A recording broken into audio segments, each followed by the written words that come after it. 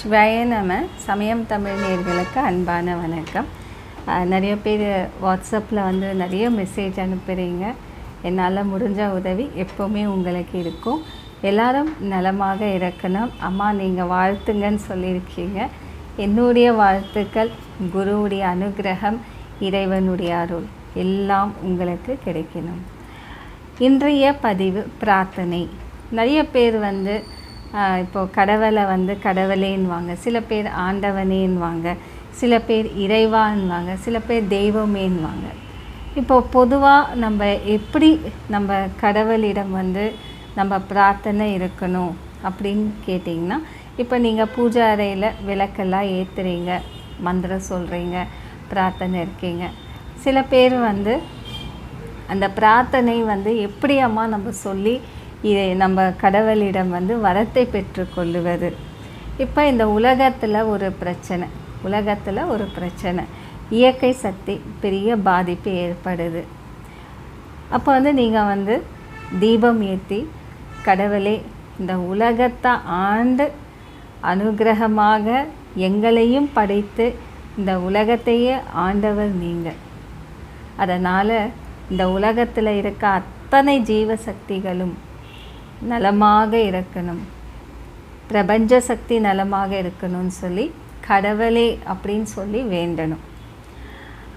ஆண்டவனேன்னு சொல்லி நம்ம கூப்பிட்டு எப்படி வேண்டணும்னா, ஒரு குடும்பத்தில் ஒரு பெரிய பாதிப்பு ஏற்படுது, ரொம்ப பாதிப்பு. அவங்களால வழியே இல்லாத நிலையில் அவங்க வாழ்க்கையில் போராடி கொண்டு இருக்காங்க. அப்போ சில பேர் சொல்லுவாங்க, எனக்காக நீங்கள் பிரார்த்தனை செய்யுங்க. நிறைய பேர் மற்றவங்கள வாழ்த்துறதில்ல. நான் எப்போவுமே சொல்லுவேன், மற்றவங்கள வாழ்த்துனா நீங்கள் நல்லா இருப்பீங்க. வாழ்த்துங்க, வாழ்த்த அவங்களுடைய வாழ்க்கை கண்டிப்பாக நல்லா இருக்கும், நீங்களும் நல்லா இருக்கலாம். பொறாமை, பகை இதெல்லாம் விட்டுடுங்க. உங்களுக்கு எதிரியாக இருந்தாலும் சரி, நல்லா இருன்னு சொல்லி வாழ்த்துங்க, சாப விடாதீங்க. அப்போ நம்ம என்ன சொல்லி நம்ம அந்த குடும்பத்தில் பிரார்த்தனை இருக்கணும்னு ஆண்டவா எல்லோரும் நலமாக இருக்கணும், எல்லா குடும்பமும் நலமாக இருக்கணும், எங்கள் குடும்பம் நலமாக இருக்கணும். இப்போ ஒருத்தருக்கு பாதிப்பாக இருக்குது, அவங்களால ரொம்ப ஆபத்து நெருங்கி இருக்குன்னா, நீங்கள் மற்றவங்களுக்காக அந்த குடும்பத்துக்காக நீங்கள் பிரார்த்தனை இருக்கும் போது ஆண்டவா அப்படின்னு சொல்லணும். அவரு தான் ஆண்டு கொண்டிருக்கார். எல்லா குடும்பத்திலையும் சுகம் பிரச்சனை எதுவாக இருந்தாலும் அவருடைய அருள் வந்தால் தான் எல்லாமே நல்லது நடக்கும். அதற்காக ஆண்டவா அப்படின்னு சொல்லுவாங்க. இறைவா அப்படின்னா இறை அருளும் குரு அருளும் நமக்கு கிடைக்கணும். பொதுவாக நம்ம தனிப்பட்ட மனிதர்கள், நமக்குள்ளே இருக்க சக்கரங்கள் இருக்குது, ஞான சக்தி இருக்குது, யோக சக்தி இருக்குது, குண்டலி சக்தி இருக்குது, ஆத்ம சக்தி இருக்குது. எல்லா சக்தியும் நமக்கு வைபோகமாக பிரகாசிக்கணும். அதுக்கு நம்ம மனம் ஆத்மை சுத்தமாகுவதற்கு இறைவா இறையருளும் குரு அருளும் எனக்கு கிடைக்கணும் அப்பா. நான் சொல்லக்கூடிய வாக்கியங்கள் பலிக்கணும் அப்பா. நான் தர்மத்தில் வழிப்படியாக நல்லதே செய்ய வேண்டும் அப்பா. இந்த உலகத்துக்காகவும் குடும்பத்துக்காகவும் என் கடமை செய்வதற்கு இறை அருள் எனக்கு வேண்டும்.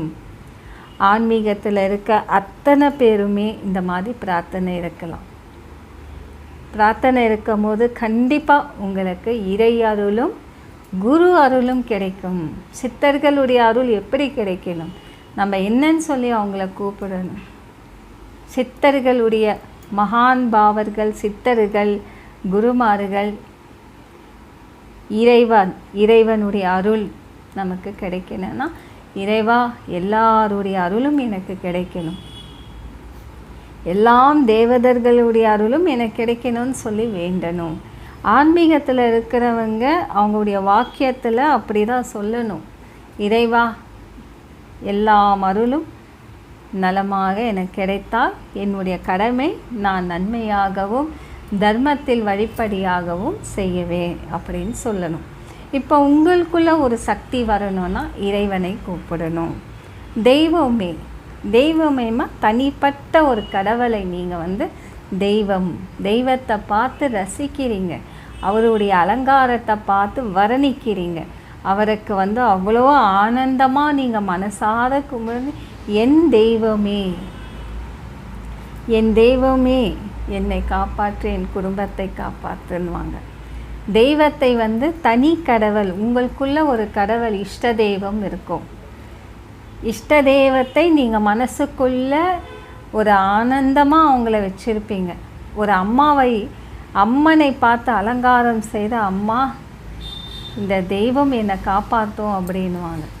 தனிப்பட்ட கடவுளை வந்து தெய்வம் என்பது சொல்லுவாங்க.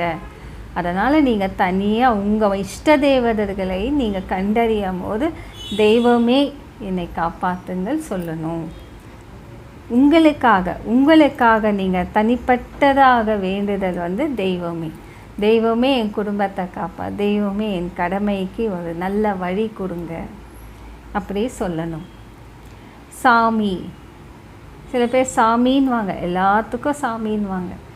சில குலசாமி, உங்களுடைய குலதெய்வத்தை என்னன்னு கூப்பிடணுன்னா குலசாமி, என் குலசாமியே என் குடும்பத்தை காப்பாற்று, குலதெய்வமே குலசாமியே அப்படின்னு சொல்லுவாங்க. தெய்வத்தையும் சாமியும் சேர்த்து சொல்லுவாங்க சில பேர்.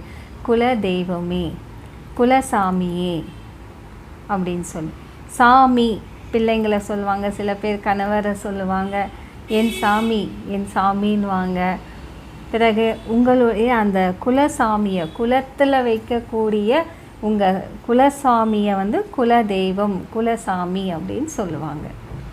சாமின்னு சொல்லுவாங்க. உங்களை யாராச்சும் காப்பாற்றுங்கன்னா சாமி மாதிரி என்னை வந்து காப்பாற்றுனாங்க, தெய்வம் மாதிரி என்னை வந்து காப்பாற்றுனாங்க. உங்கள் இஷ்ட தேவதையும் குலதெய்வத்தையும் சாமின்னு சொல்லுவாங்க சில பேர்.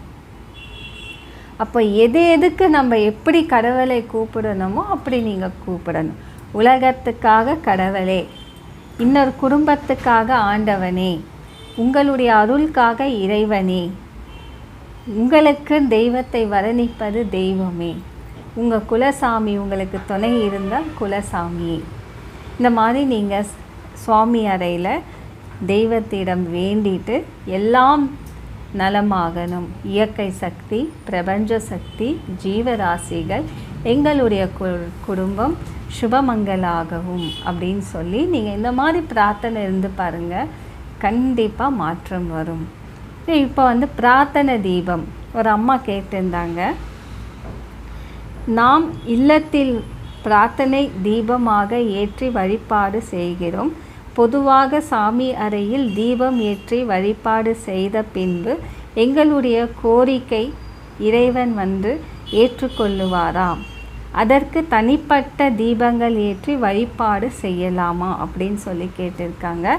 இது ரொம்ப முக்கியமான விஷயம். நிறைய பேர் வீட்டில் என்ன செய்வாங்கன்னா, வீட்டில் பொதுவாக விளக்கு ஏற்றிட்டு பிரார்த்தனை தீபம் சொல்லி பூஜை செய்வாங்க. நான் நிறைய சமயம் தமிழில் வந்து பார்த்திங்கன்னா உப்பு பூஜை திங்கட்கிழமையிலேருந்து ஞாயிற்றுக்கிழமை வரைக்கும் அந்த 7 நாள் பூஜையும் சொல்லியிருக்கேன். அதில் எல்லாமே அகல் தீபம் பிரார்த்தனை தான். இப்போ நீங்கள் தனியாக வேண்டணும், உங்களுக்குள்ளே ஒரு பிரார்த்தனை இருக்குது, நாங்கள் தனியாக வேண்டணும். இப்போ உப்பு பூஜை வந்து நீங்கள் செய்கிறீங்கன்னா, நான் குடும்பத்துக்காக தனித்தனியாக கோரிக்கை வச்சுருக்கேம்மா, நான் வந்து பிரார்த்தனை செய்யணும். இப்போ இந்த அம்மா கேட்டிருந்தாங்க, நான் தனிப்பட்ட பிரார்த்தனை செய்யணுன்னா பொதுவாகவே செய்யலாமா. அதற்கு முறையான வழிபாடு சித்தர்கள் அழகாக நமக்கு சொல்லி கொடுத்துருக்காரு. தனிப்பட்டதாக உங்களுக்கு ஒரு பிரார்த்தனை இருக்குன்னா 2 அகல் விளக்கு எடுத்துக்கங்க. நான் இப்போ காட்டுறேன் எப்படின்னு சொல்லி பாருங்கள். 2 அகல் விளக்கு எடுத்துக்கணும். இது வந்து நீங்கள் பிரார்த்தனை தீபம் சொல்லி இது உங்களுக்காகவே நீங்கள் இந்த தீபத்தை வச்சுக்கணும். 2 அகல் விளக்கு எடுத்துக்கணும். நல்லெண்ணெய் உபயோகம் செய்யுங்க. நல்லெண்ணெய் உபயோகம் செய்து பிரார்த்தனை இருக்கணும். அதுக்கு முன்னாடி 2 வெத்தலை, 2 தீபம் ஏற்றுறீங்க இல்லையா, 2 வெத்தலை, ஒரு விளக்குக்கு ஒரு வெத்தலை. வெத்தலைக்கு மஞ்சள் குங்குமம் வைங்க, சுத்தி பூ வைங்க, வெத்தலை பாக்கு பழம் ஒரு காணிக்கை வைத்து முதல் நீங்கள் என்ன செய்யணும், ஜலகங்கா தேவி நமோ நமஹ, ஜலகங்கா தேவி நமோ நமஹ, ஜலகங்கா தேவி நமோ நமஹ, கங்கா தேவியை நம்ம எப்போவுமே நினைக்கணும். கங்கா தேவி வந்து நம்ம ஜல தீர்த்தங்கள், தீர்த்தம் வந்து கண்டிப்பாக நீங்கள் வந்து ஒரு கிளாஸ் தீர்த்தம் வைங்க. தீர்த்தத்தில் வந்து துளசி, பச்சை கற்பூரம், ஏலக்காய் பொடி கொஞ்சம் போட்டு இங்கே ஒரு கிளாஸில் தீர்த்தம் தண்ணி வச்சுருங்க. ஜலகங்கா தேவியே நமோ நமகான்னு சொல்லிட்டு முதல் கணபதி நாமம் சொல்லுங்கள். மூஷிக வாகன மோகனம் சர் ஷாமல கர்ணாவிலம்பிகா சூஸ்திர வாமன ரூப மகேஸ்வர புத்திர விக்ன விநாசகம் பாத நமஸ்தே நமஸ்தே சொல்லிட்டு முதல் கணபதிக்கு ஒரு நமஸ்காரம் செய்யுங்க. குலதெய்வத்தை நினைத்து கொள்ளுங்க.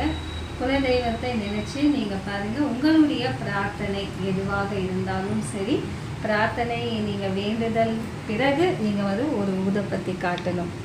இப்போ நான் வந்து மகாலட்சுமிக்கு பிரார்த்தனை இருக்க, எல்லாருக்கும் தனதானிய செல்வம் ஆரோக்கியமாக சகல சம்பத்தோடு இருக்கணும்னு சொல்லி மற்றவங்களுக்காக நான் பிரார்த்தனை செய்கிறேன்.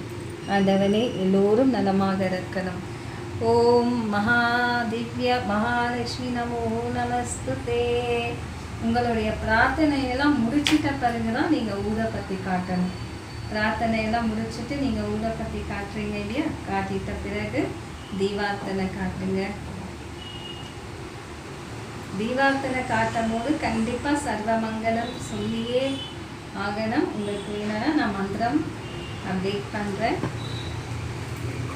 சர்வமங்கல மாங்கல்யே சிவே சர்வார்த்த சாதகே சரண்யே த்ர்யம்பிகே தேவி ஸ்ரீ கௌரி நாராயணி நமஸ்துதே. ஓம் ஸ்ரீ மகாலட்சுமி நமோ நமஸ்துதே. இப்படி செஞ்சிடுங்க. மங்களாரத்தி காட்டுங்க. ஒரு 10 நிமிஷம் நீங்கள் அமைதியாக உட்காந்து அந்த தியானத்தை முடிங்க. உங்களுடைய பிரார்த்தனை மீண்டும் கடைசி நேரத்தில் மீண்டும் உங்கள் பிரார்த்தனை சொல்லுங்கள். கண்டிப்பாக உங்களுக்கு ரொம்ப சீக்கிரமே அந்த பிரார்த்தனை வந்து நிறைவேறும். நீங்கள் இந்த மாதிரி செய்து பாருங்கள். இந்த பிரார்த்தனை தீபம் உங்களுக்காகவே இந்த 2 தீபம் எப்பவுமே வச்சுக்கோங்க.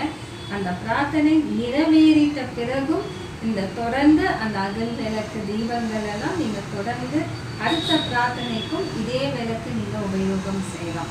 இதுதான் பிரார்த்தனை தீபம். நீங்கள் இதெல்லாம் முடிச்சுட்டு கடைசியாக செய்யக்கூடிய இந்த பிரார்த்தனை தீபம்.